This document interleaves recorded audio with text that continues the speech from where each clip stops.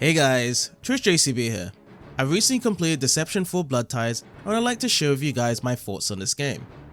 The story starts with learning about a tale of 12 holy saints sealing away the devil within holy verses, and in the current day we take the role of the devil's daughter Lagrena to resurrect her father with the help of our 3 servants, Kalia, Veruza and Lilia, by collecting all the holy verses.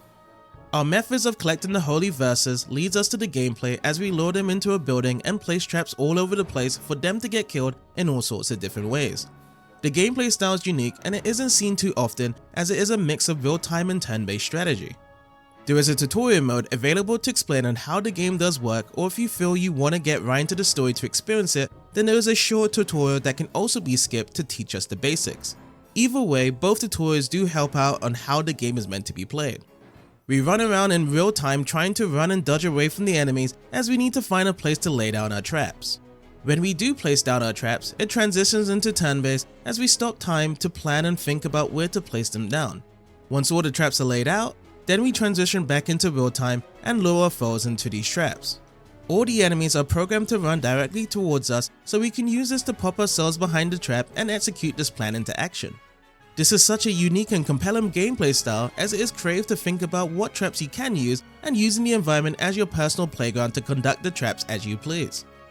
We have 3 different types of traps you can choose from: elaborate, sadistic, and humiliation. Each of these traps resonate with each of our 3 servants, as Kalia prefers a more elaborate approach, Veruza likes it sadistic, and Lilia prefers seeing humiliation.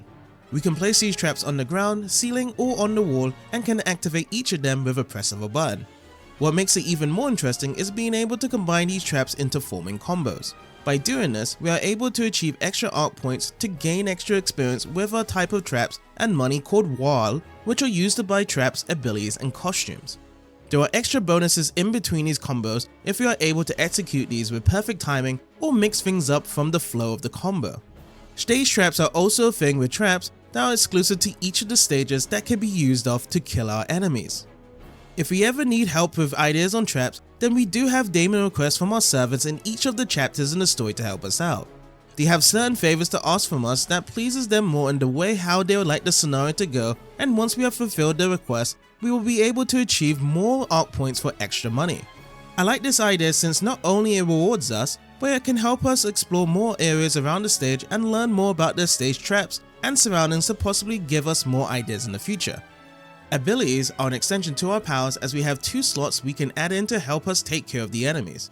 At first, we are prompted to have auto defense as one of the abilities options that will help us dodge enemy attack without our input, but we'll only get half of the arc points in the end as a result.